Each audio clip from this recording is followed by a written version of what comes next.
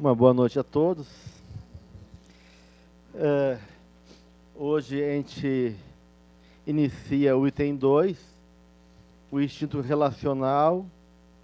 Então vamos estudar o capítulo 7, relacionamentos humanos, do livro O Despertar do Espírito, e o capítulo 5, viagem interior, do livro Autodescobrimento, uma busca interior. Esse tema, ele envolve então a gente poder começar a compreender melhor essa força natural, essa força instintiva, no sentido que é uma coisa arquetípica, né? Para quem já fez os cursos de introdutório, sabe que quando a gente fala em arquétipo, a gente está falando também em instinto, né? Então, existe uma força que nos move, uma força natural, e essa força nos impele ao processo de relação. Então, a gente viu nos encontros anteriores todo esse movimento de comunhão com Deus, da nossa necessidade de Deus, desse campo que reflete o amor divino e da necessidade de buscar essa comunhão divina. A gente, na semana passada, vimos algumas formas práticas de fazer isso, né? Então, hoje a gente vai ampliar um pouquinho mais e trazer isso para a nossa caminhada evolutiva dentro desse contexto da realidade onde as coisas se dão na relação. Então, eu gostaria de ver com vocês, né, alguns elementos que ela traz, Joana nos traz, e começar a pensarmos juntos essa realidade. Eu estou no capítulo 7 do Despertar do Espírito, e ela começa com uma questão que a gente viu nos outros dois encontros, bem no início do capítulo, quando ela diz: tudo provém da unidade, envolve a unidade. O universo é uno na sua constituição, resultado do psiquismo divino que a tudo envolve e dinamiza. Então, ela está sintetizando aqui no início do capítulo tudo aquilo que de uma maneira a gente falou nos dois encontros anteriores, que apesar do processo de individuação ser um processo único, individual, que depende então dessa caminhada e essa trajetória que envolve o esforço de cada um, ela não se dá sozinha, né? Quer dizer, quando então Joana fala que o universo é uno, ela está dizendo que tudo está em relação, que existe essa unidade viva que permeia todas as coisas que compõem o universo. E, de alguma maneira, esse uno está ligado à própria imagem de Deus, porque ela usa o uno em maiúsculo, porque é como se ela estivesse dizendo que essa condição do uno é uma condição do próprio Deus. Então, a gente vem dessa unidade, porque essa mona sai do Criador, a gente tem falta disso, a gente anseia de retornar a Deus, então a gente vai voltar a esse uno, porque é como as coisas funcionam, né? Bem, então ela vai a partir disso dizer que tudo se relaciona. Vai citar a força de aglutinação dos átomos, os vegetais, todos os processos que envolvem também o campo da ecologia, as relações dos animais, e até chegar no ser humano. E na página 134, bem no início, ela vai dizer o seguinte: o ser humano, de forma alguma, pode viver sem os relacionamentos, que ele constituem fatores básicos para o enfrentamento dos desafios e o desenvolvimento dos valores que lhe jazem interiormente de forma embrionária. Então, isso aí é uma coisa enfática da Joana. Ela diz: todo ser humano precisa de se relacionar. E que essa relação é condição básica para que a gente possa construir condições internas de enfrentamento, né, e dos desafios, e também para o desenvolvimento dos valores que estão em potencial em cada um.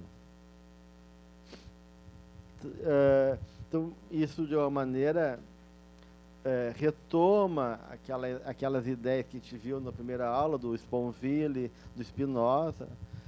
Há que haver atrito, né, no sentido positivo, tem que haver movimentos de interação para que o diamante seja polido. Então, nós somos como pedras brutas que precisamos das relações para que o que existe enquanto natureza nossa possa emergir e possamos também desenvolver condições de sentido e motivação para enfrentar os desafios. E esses desafios vai ajudar a ampliar e desenvolver a nossa inteligência. Então, a nossa inteligência, ela precisa também da relação.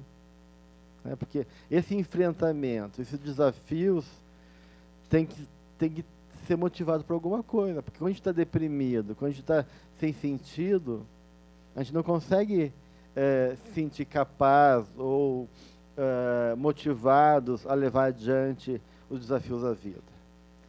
E a relação ajuda a gente ter motivação e condições de fazer isso. Certo? Não quer dizer que essa relação tem que ser com uma pessoa. Porque muitas vezes tem histórias de vida que são muito penosas do ponto de vista do apoio, do campo relacional, e ela busca relações em outro lugar. Né? Então, acima de tudo, a relação primeira e mais fundamental é com Deus. Mas, de qualquer maneira, nós precisamos de relacionamento. E mais adiante, no segundo parágrafo da mesma página, ela diz: esse mecanismo é essencial para a preservação da saúde física, emocional e mental, em razão de estruturar o comportamento de maneira edificante, quando realizado em equilíbrio, ou facultar transtornos de várias ordem, se proveniente de reações geradas pela antipatia ou pela animosidade primitiva que ainda predomina como guia de conduta. Então, assim, tanto o conflito quanto os processos que envolvem essa base de preservação da saúde física, emocional, mental, são necessários. Né? Então, aqui a Joana, ela está dizendo, de outra maneira, que se os relacionamentos eles são fundamentais para o nosso equilíbrio, eles também são pontos de conflito. E que esses pontos de conflito também são necessários. Não necessários enquanto essas diferenças, enquanto esses embates que envolvem antipatias e divergências, não enquanto destrutividade. Porque quando esses embates tomam um lugar de impossibilidade ou de aquilo que Spinoza chama do mau encontro, daí isso se torna realmente negativo. Mas é da vida, de alguma maneira, que a gente possa ter na relação um campo de espelhamento. Então, com isso, o que o João está dizendo? Que nas relações a gente vai se deparar com aquilo que é melhor e pior de nós. Nesse trabalho de exercício espiritual. Tá? E, com isso,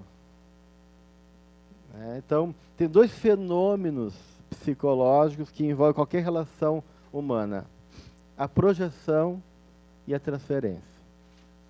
Tá? Então, todos nós, sem exceção, em algum nível, projetamos alguma coisa no outro. Não existe ainda uma relação completamente lúcida, consciente e objetiva. A gente tenta isso, mas isso é um processo de uma conquista que ainda vai levar muito tempo. Porque nós temos emoções mal resolvidas, a gente é muito inconsciente de nós mesmos, a gente tem necessidades inconscientes, a gente tem apelos emocionais que são colocados no mundo, como carência, necessidade de ser aceito, reconhecimento, etc, etc, etc. Então, e também aqueles elementos sombrios nossos, que é difícil de aceitar, acabam também sendo muitas vezes projetados no outro. Então, toda relação é uma relação especular, de espelhamento. E nesse processo que envolve projeção, também é o processo transferencial, que não deixa de ser um mecanismo projetivo, só que a diferença é que na transferência nós vamos deslocar papéis e aí dramas, né, onde a gente vai atualizar na relação com o outro relações do nosso passado, ou necessidades nossas, né? Então, digamos, se eu tenho uma dificuldade com a minha mãe e com o meu pai, e isso ficou mal resolvido, eu estou lá preso no complexo materno e paterno, possivelmente eu vou transferir para figuras que têm essa representação para mim, maternal, paternal, são parecidas em temperamento, ou fisicamente, ou de alguma maneira tem um lugar de autoridade na minha vida, eu vou transferir esses sentimentos paternais ou maternais, que vão ser reatualizados na dinâmica relacional. E isso é um processo natural e necessário. Claro, uma transferência maciça e uma projeção maciça pode ser geradora de conflito e de perturbação, mas é um processo natural e necessário porque é parte da finalidade desse processo que envolve a dinâmica das relações. E então, ela coloca no próximo parágrafo o seguinte: quando se observa alguém ou alguma coisa, olha só que interessante. Quando se observa alguém ou alguma coisa, o processo é feito de reciprocidade. Porquanto aquilo ou a quem se vê, por sua vez, observa também o observador. Alguém pode explicar essa frase de Joana, o que entendeu? Alguém pode trazer alguma colaboração em relação a essa colocação dela?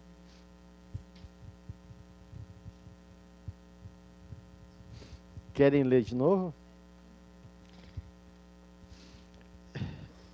Quando se observa alguém ou alguma coisa, o processo é feito de reciprocidade.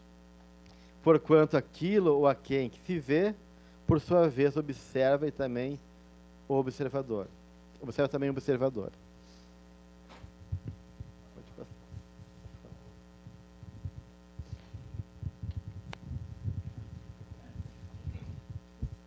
Bom, é o espelho, né? Eu me olho, vejo o outro, as reações, as maneiras, eu me vejo nele.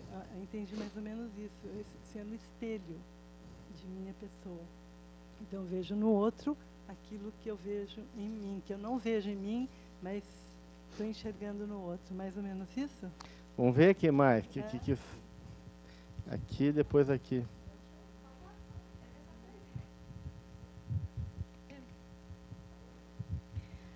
Porque o observador, ele cria o momento em que ele está observando, ele está interagindo com o que é observado. Então, está criando uma identidade. Existe uma significação. Uhum.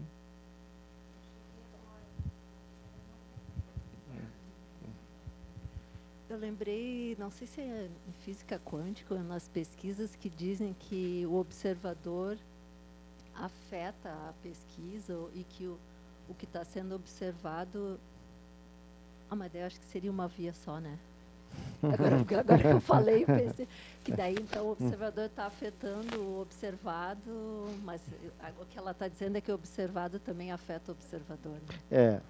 Então desculpa. Não, mas é importante também. Eu comentei agora, né, mas pelas lidas anteriores, até o autoconhecimento, no autoconhecimento é muito importante tu analisar as reações, como é que tu está interpretando o outro, né? Então, acho que aqui é mais ou menos a mesma coisa. Ao observar algo, eu estou também me analisando. Pode ser uma paisagem bonita, pode ser uma pessoa muito simpática que está falando, mas eu observo e não gosto, né? Então, é uma leitura minha, mas que me ajuda a eu me interpretar e até verificar. Não necessariamente o outro está errado, pode ser eu, né?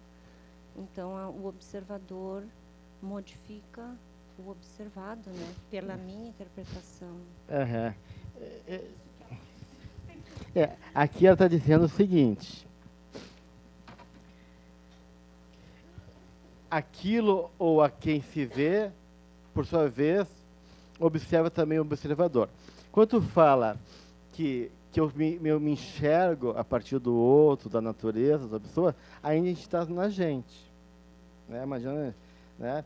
Então, quando elas colocaram que há essa reciprocidade, onde há um significado, onde aquilo que é observado também observa, o que a gente está dizendo disso de uma maneira um pouquinho mais além do que isso que estão trazendo?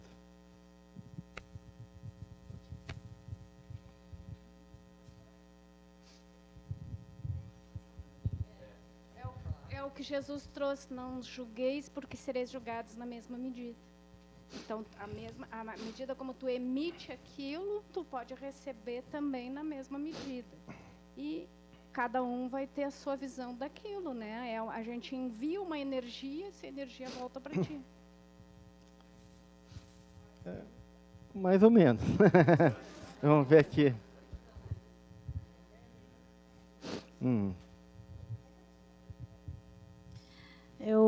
Pode ser que eu esteja redundando ou repetindo a fala do outro, mas é impossível tu não observar sem ser observado, já que são dois, né?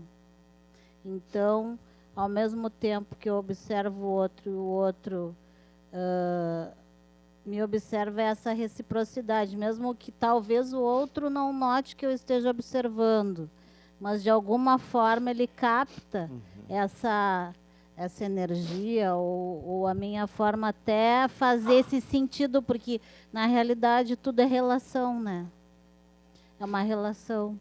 É como lá naquele filme da profecia celestina, que antes dos corpos, né, se chegarem tão perto, a aura, né, as energias dos dois já estão em comunicação. Então existe uma reciprocidade, ou positiva ou negativa, porque eu posso estar positivo e o outro negativo, ou os dois podem estar positivo ou negativo.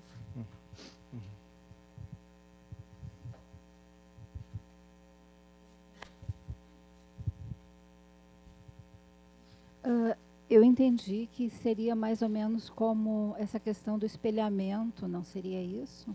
De quando nós observamos o outro, na realidade estamos observando uma parte de nós mesmos também.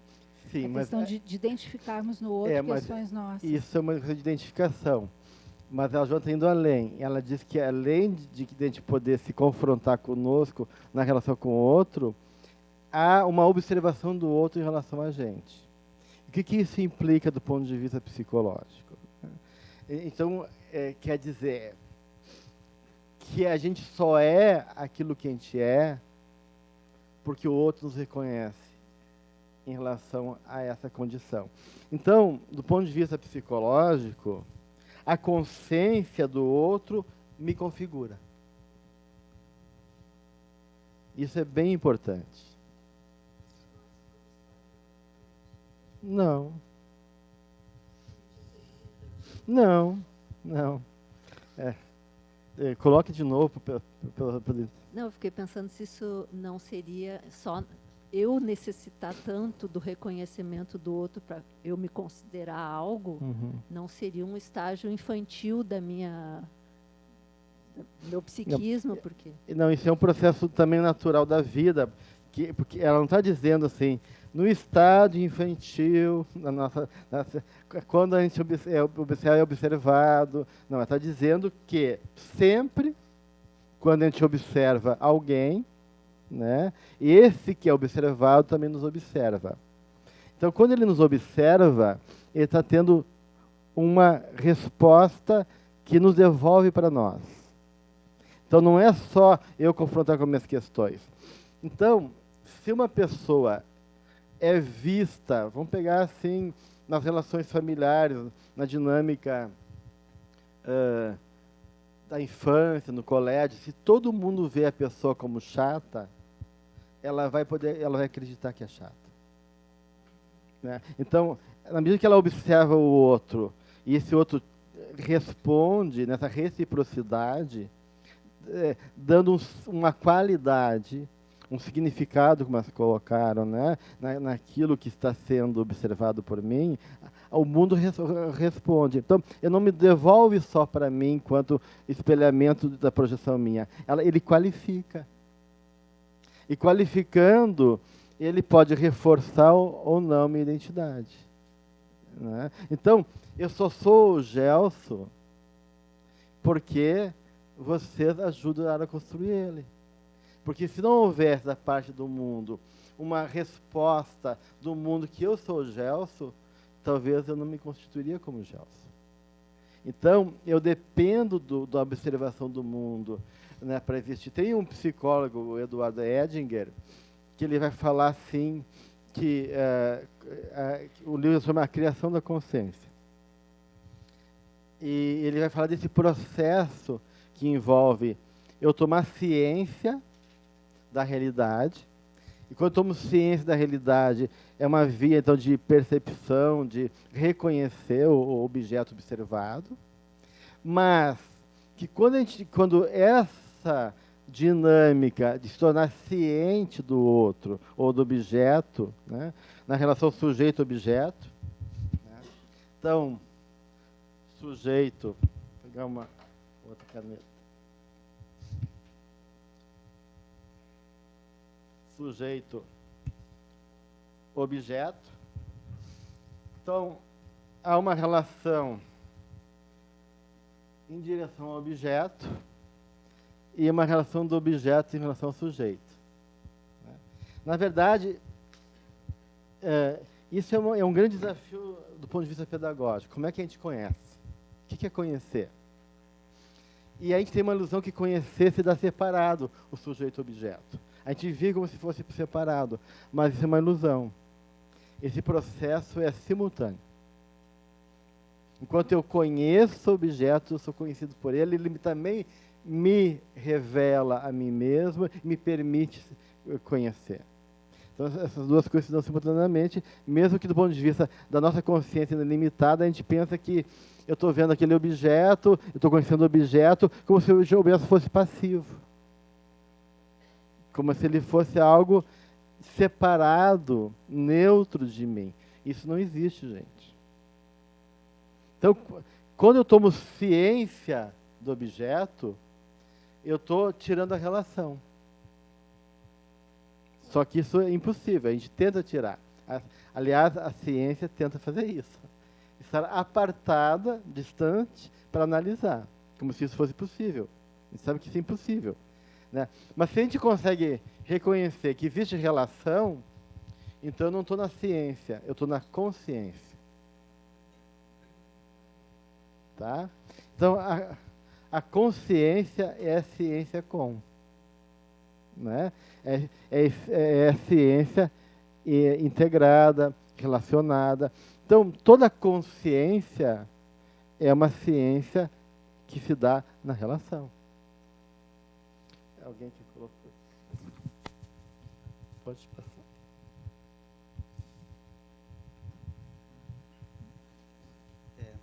até sobre essa relação entre sujeito e objeto, tem uma teoria que a pessoa que é extrovertido, ela é mais voltada para o objeto, né?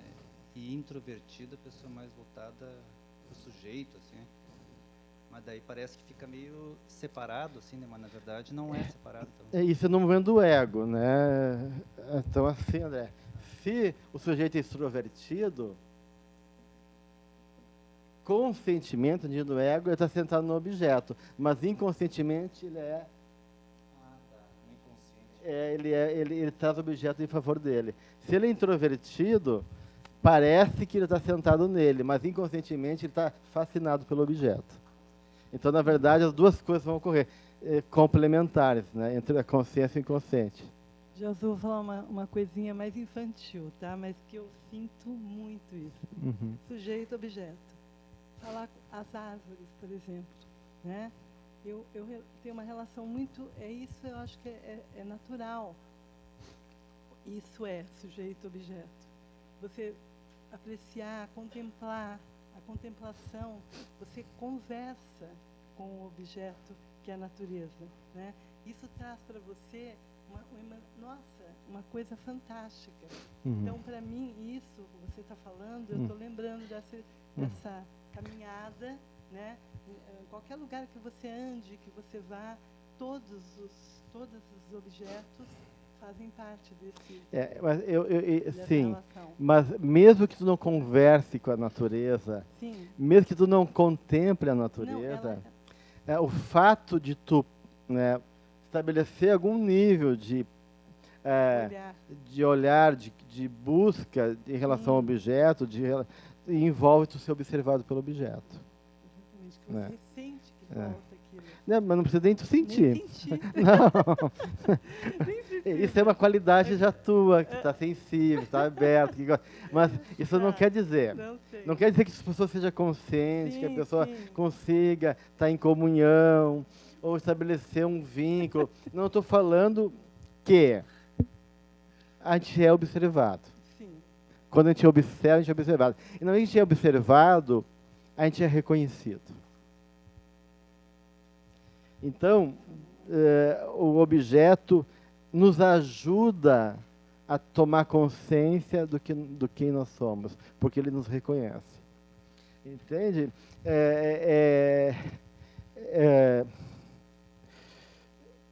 Então, não é uma questão apenas de uma relação consciente. Quando tu passa pela árvore e tu vibra, as tuas vibrações vão ser observadas pela árvore. E elas vão dar uma resposta a ti, dizer, você é mau, ou você é bom. Eu me alegro contigo. Né? Então, eu estou dizendo, eu sou alegre. Né? E ela está me confirmando. Então, a observação do outro me confirma.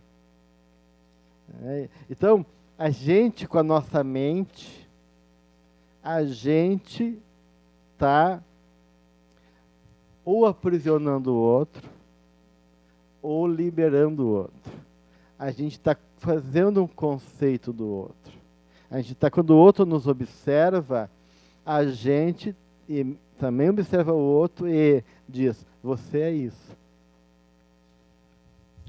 E de igual maneira, isso faz com que a gente se constrói enquanto identidade, não só a partir de mim mesmo, a partir do olhar do outro. Isso, todas as teorias de psicologia vão dizer isso, que a criança, na psicanálise é muito importante, a criança precisa do olhar da mãe, ou do olhar do pai. Se o pai e a mãe não reconhecem a criança, se a criança que está olhando para a mãe não tem do observador uma resposta, ela não consegue chegar nela. Então eu preciso do outro para chegar em mim. Como é que funciona, Gelson, com os animais, assim, em relação com os animais de estimação, assim? Como é que eu reconheço e ele me reconhece? Não, isso é um processo daí, nos animais, com a natureza, com a química, com os cristais, seja o que for, é um processo daí mais inconsciente, mais energético, né? Sim, mas aí eu posso emitir, por exemplo, energia boa para ele? Não é uma questão de emitir energia boa, não. Não? É uma questão de eu existo E estou afetando. e tô me relacionando com aquele objeto. Não importa se eu tenho intenção ou não tenho intenção, se é bom ou não. Eu existo e estou reconhecendo o cão, só reconhecendo aquele cão.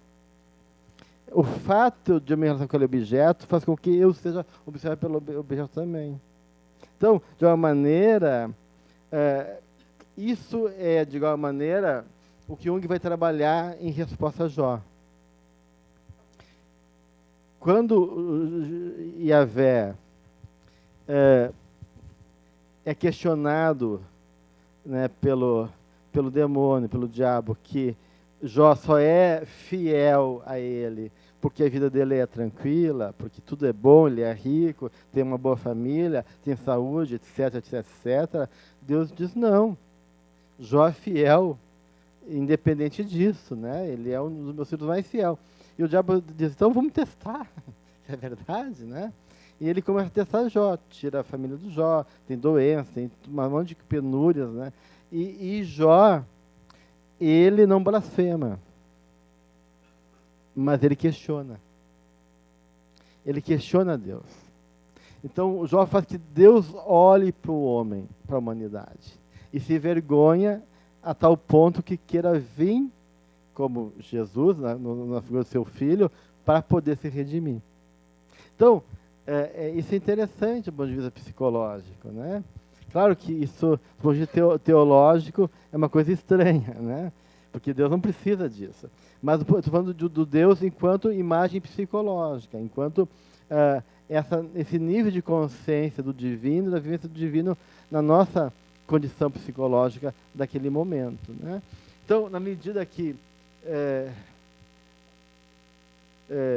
Deus observa para Jó, chama a atenção de Jó, Jó confronta Deus e observa a Deus.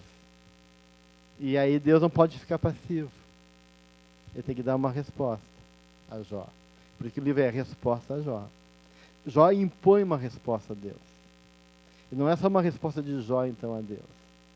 Então, de uma maneira, isso também se dá no nível geral, assim, né? Quer dizer, qualquer movimento teu em relação ao objeto, né? Que tu exige algum objeto, o objeto também vai provocar em ti uma resposta tua, porque ele está também te observando. E por isso que nós precisamos do olhar do outro para poder nos configurar, para poder nos reconhecer. Se não tiver o olhar do outro, a gente não tem consciência de nós mesmos. Tá? Vamos adiante?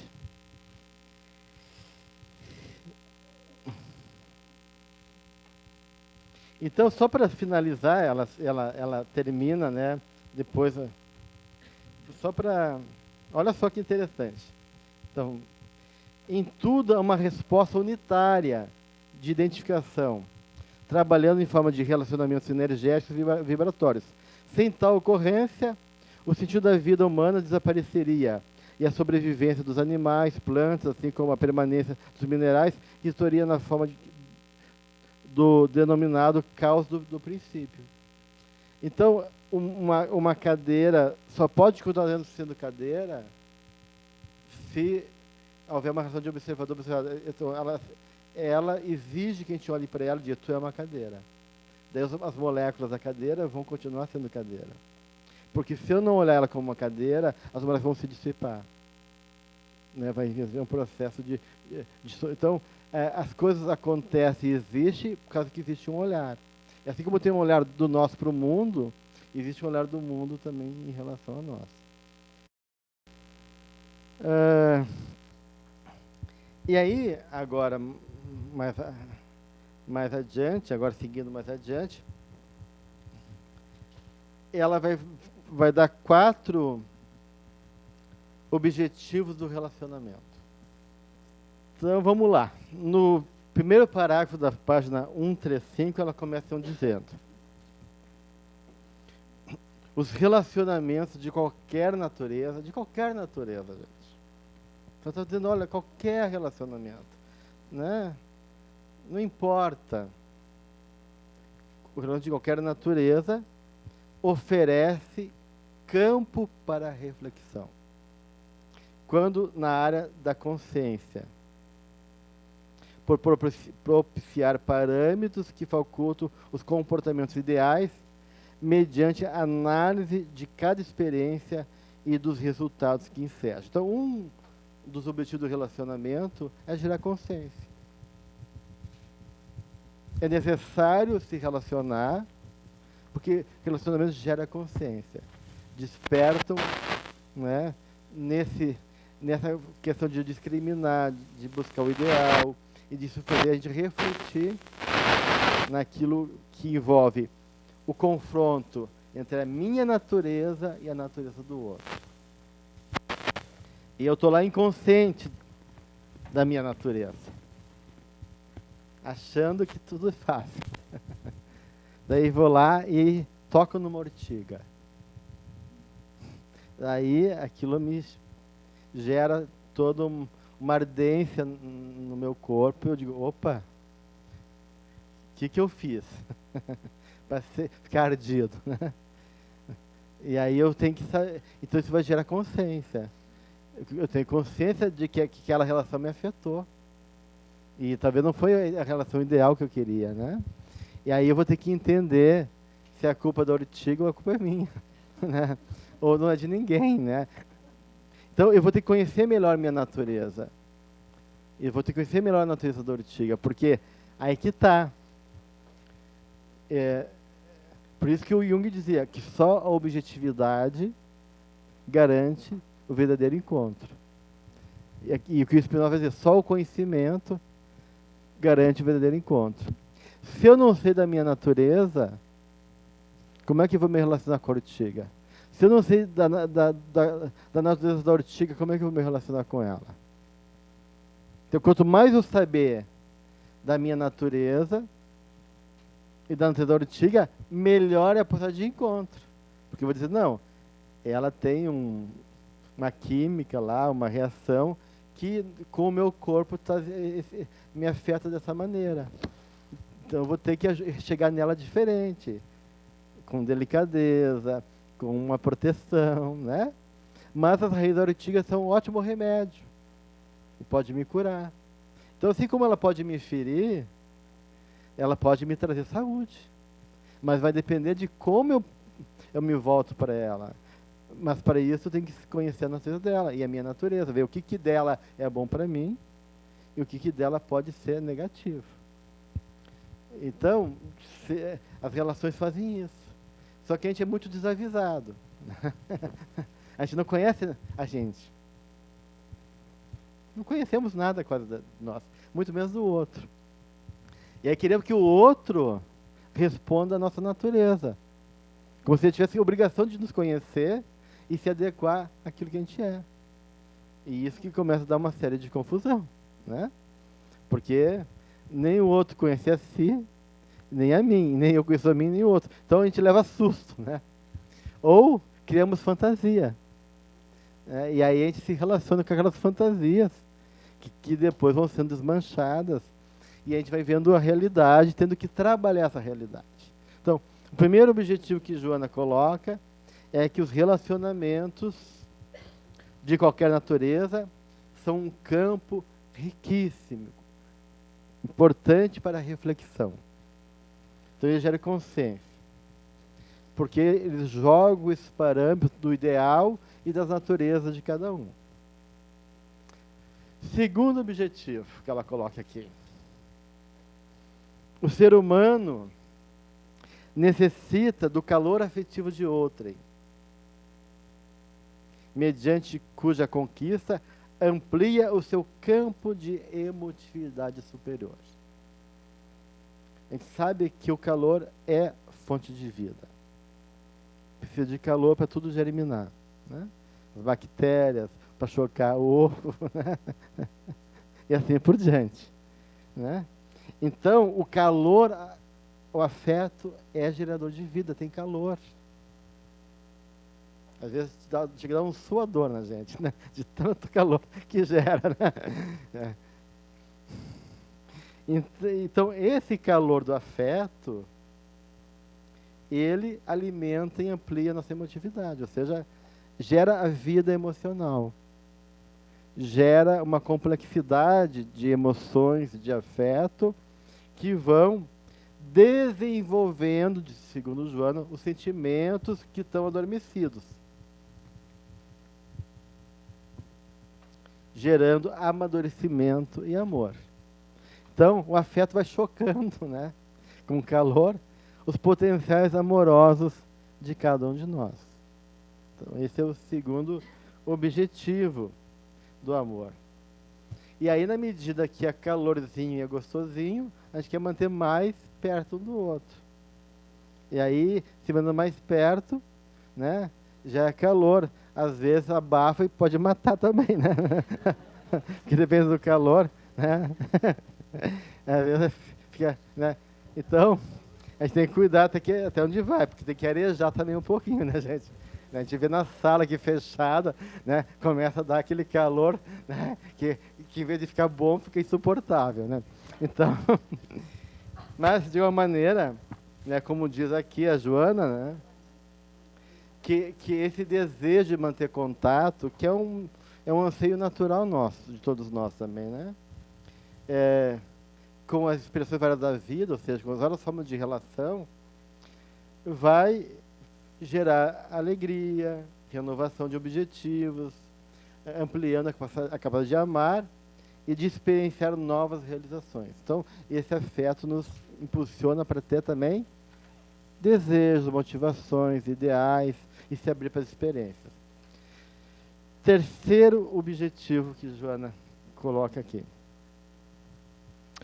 Ela diz depois: o fluxo da vida humana se manifesta através dos relacionamentos das criaturas, umas com as outras, contribuindo para uma melhor e mais eficiente convivência social. Ou seja, um instinto gregário, né, a lei de sociedade, que está lá nas leis naturais, ela é promovida através do relacionamento. Então, sem relacionamento não há sociedade, não há organização, não há complexidade que envolve uma organização no campo coletivo, né? Então ela diz, nas expressões mais primárias do comportamento, o instinto gregário aproxima os seres, a fim de os preservar mediante a união de energia que permutam, mesmo que sem se darem conta, tu vê? É um processo natural. Então, de uma maneira, a gente precisou o homem se organizar em sociedade para poder sobreviver, para poder lidar com a realidade, para poder cooperar um com o outro e poder, que a fraqueza minha é compensada pelo outro e a fraqueza do outro é compensada por mim. Então, na medida que a gente se relaciona, a gente junta esforços e começamos a construir possibilidades desse campo social tão importante para a nossa vida. E 4, o desafio do relacionamento é um gigantesco, não é qualquer coisa.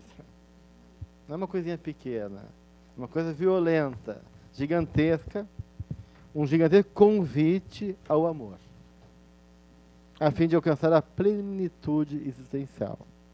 Então, é no relacionamento que a gente aprende a amar e buscar a plenitude do nosso ser.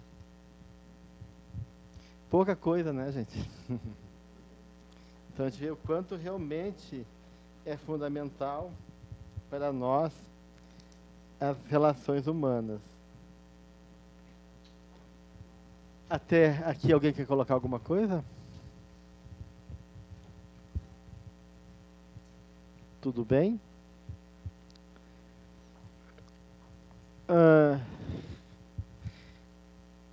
Ela segue falando sobre relacionamentos familiares. Então, eu vou sair do capítulo 7 e vou ir para o outro capítulo, depois a gente volta ao 7. O capítulo 5, Viagem Interior.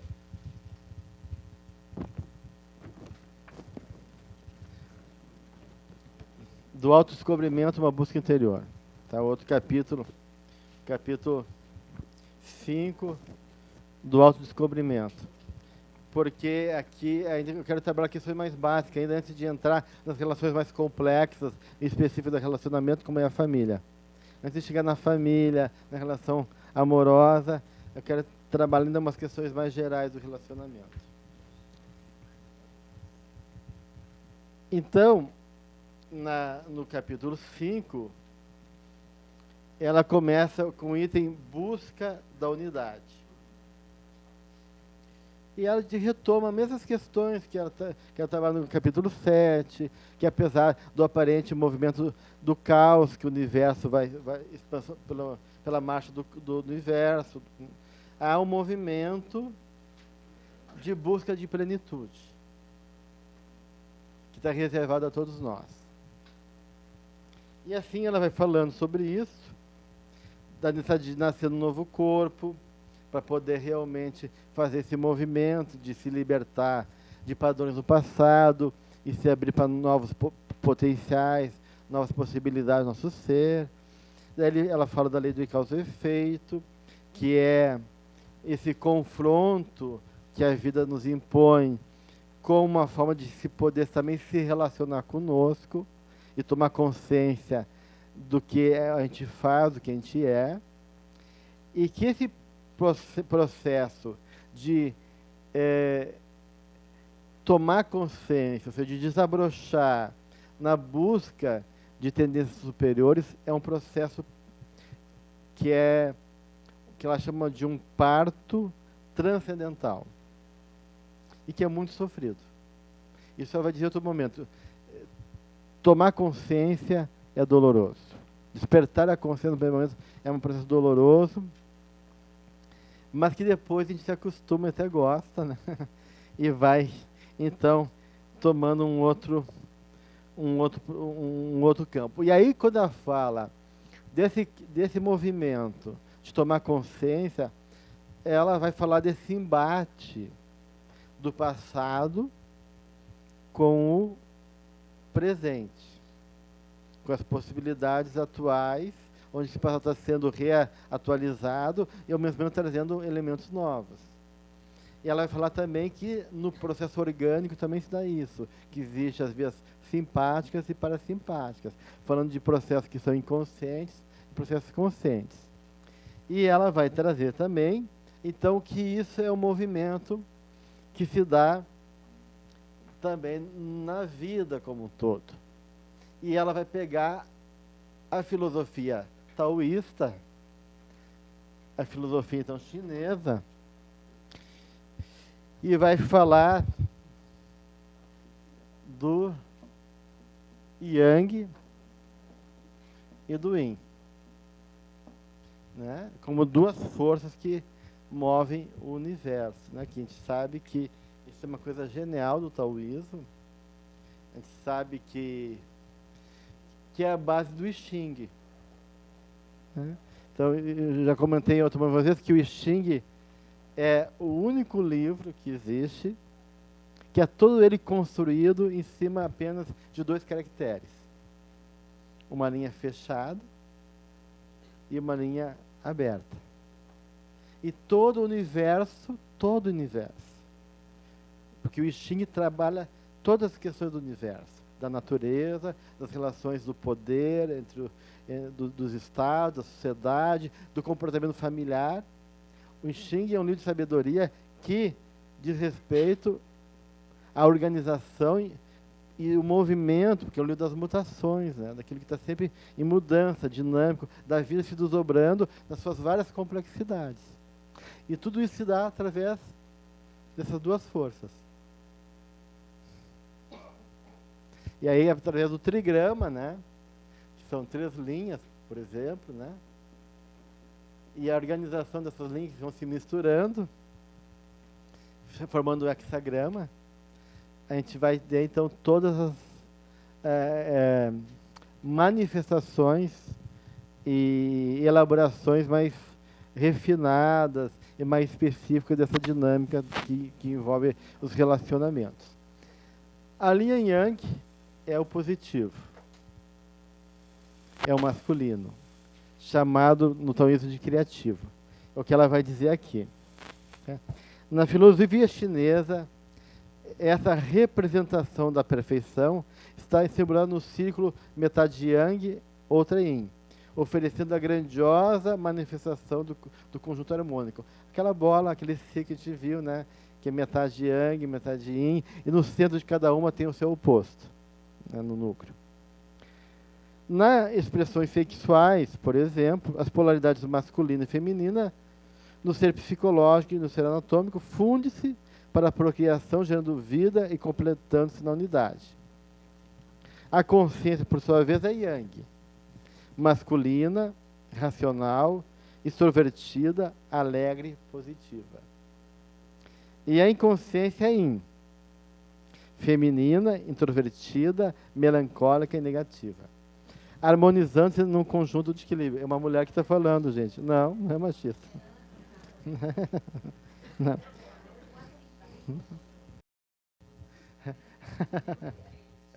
O frio quente. O morno gosto fora, como diz o Apocalipse, né?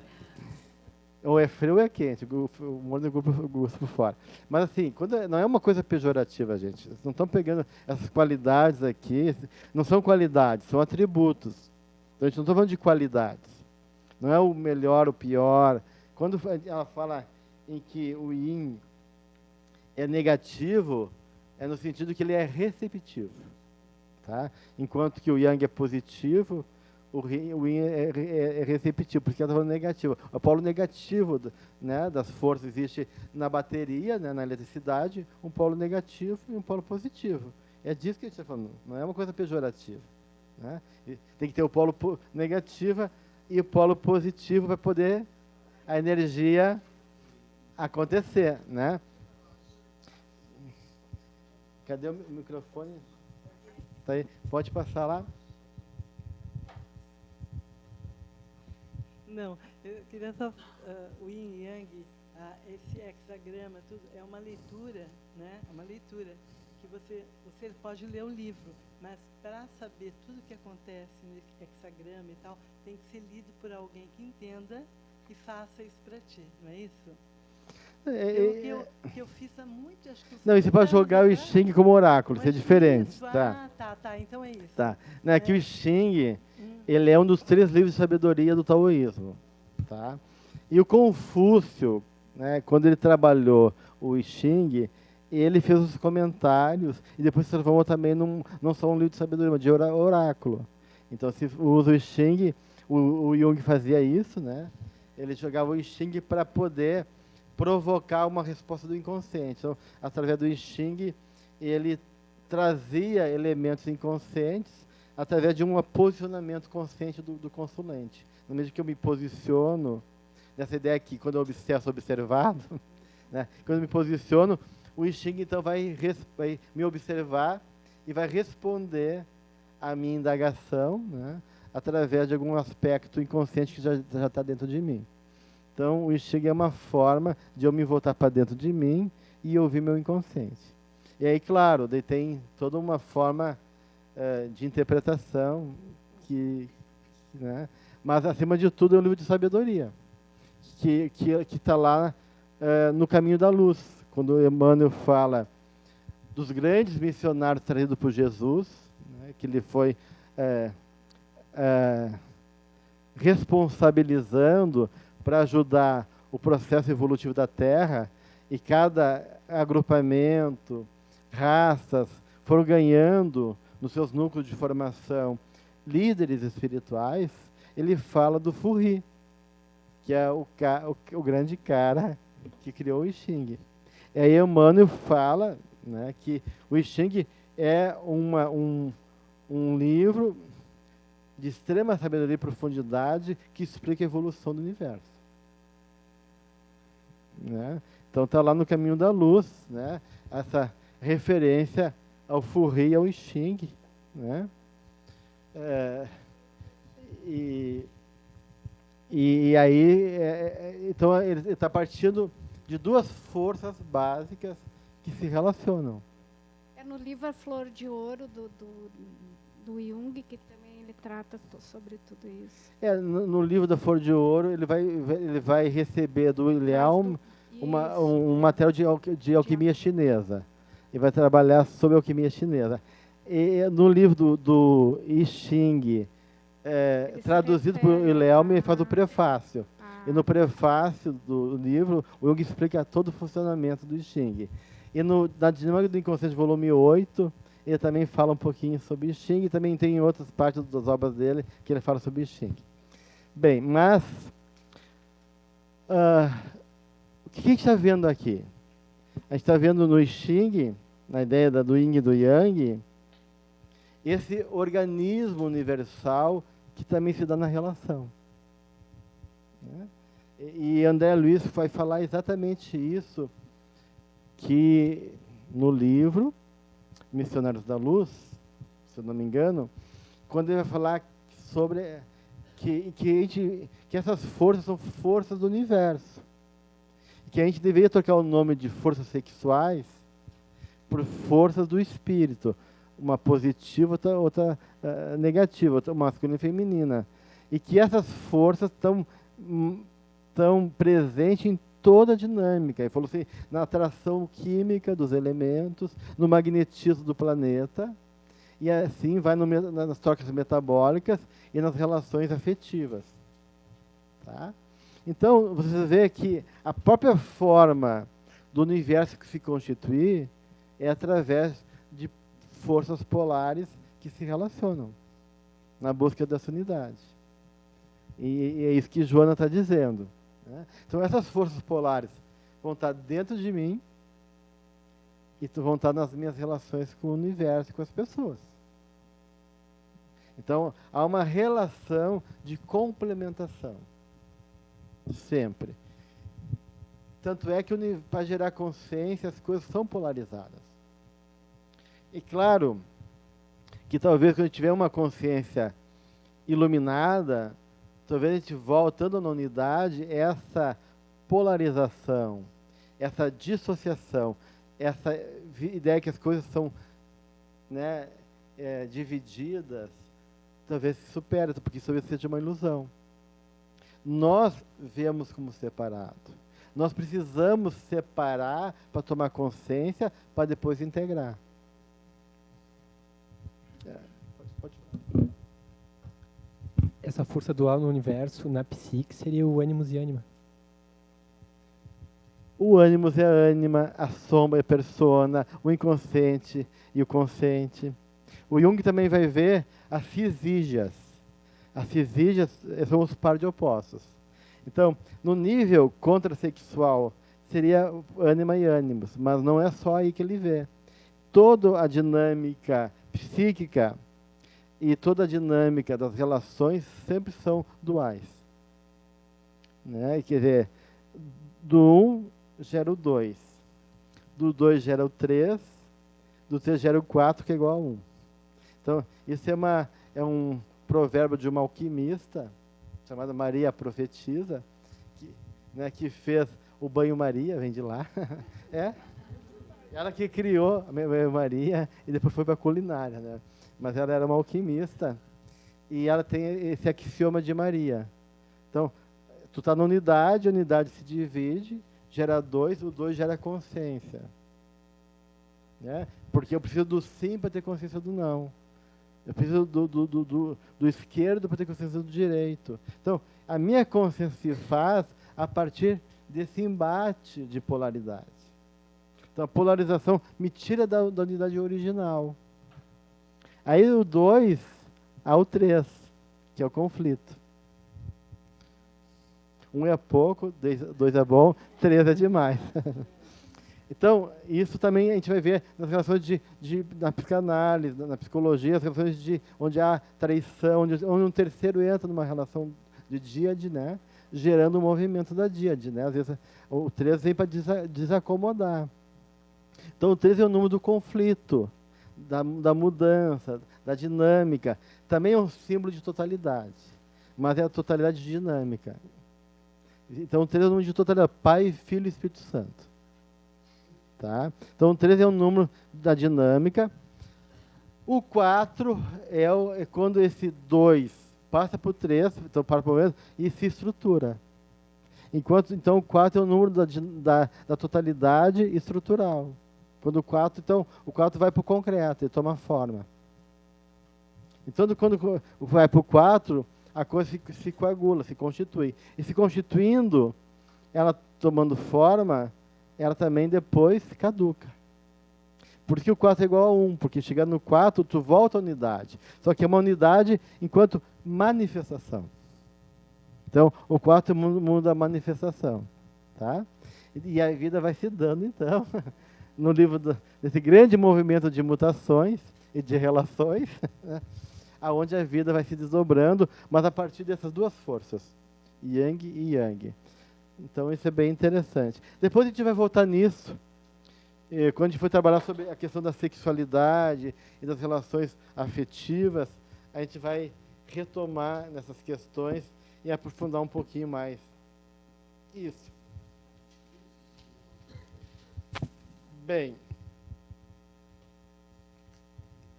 nosso tempo já está mais ou menos finalizando.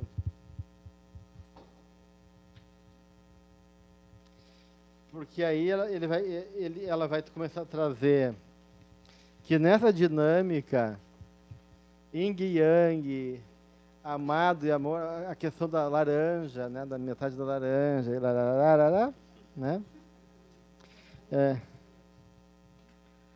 vai buscando ir para a grande realidade, que é essa unidade, que é o Uno, que é Deus. E aí ela vai dando várias formas de se dar, tanto do ponto de vista positivo, como do ponto de vista negativo, porque nesse caminhar a gente vai tropeçando, a gente vai tateando, né? E aí muita coisa acontece. E tanto do ponto de vista de uma harmonia íntima, de uma completude, de uma realização, de uma felicidade, como carência, saudade, ansiedade, dor, sofrimento, que é inerente também às relações humanas, né, gente? E aí ela entra num item chamado realidade e ilusão, que é na página 69, que é a questão como a gente interpreta a realidade. E aí começam as dificuldades, porque a gente quer ver o que não existe, ou não quer ver o que existe, né? Essa é a questão. E aí a gente começa a mascarar a realidade, ou fugir da realidade, ou mentir para nós mesmos com nossas próprias máscaras, e assim por diante, gerando uma série de imagens da qual nos compromete, gerando também julgamentos, preconceitos, etc, etc, etc, que gera, segundo a Joana, um monte de conceituações hipócritas que confundem os códigos sociais, assim como os morais, diz ela. E aí isso gera daí uma série de dificuldades e também é gerador daquilo que a gente chama de consciência de culpa. Ou seja, a gente vai internalizando ideias e crenças, e por a gente não corresponder, a gente vai se sentindo culpado. E vai perdendo a conexão conosco mesmo. E aí que ela vai trabalhar muito, eu não vou entrar nisso hoje, a gente não tem tempo, na questão da necessidade do autoconhecimento. Então, da necessidade de que, acima de tudo, eu não posso ter um encontro com o outro sem um autoencontro, sem aquela ideia que a gente falava no início, sem eu conhecer minha natureza. E aí é fundamental o autoencontro ou o autoconhecimento que ela coloca. Certo, gente? Então, semana que vem a gente continua. Então, vamos encerrar nossa aula. Semana que vem a gente continua no mesmo ponto, tá?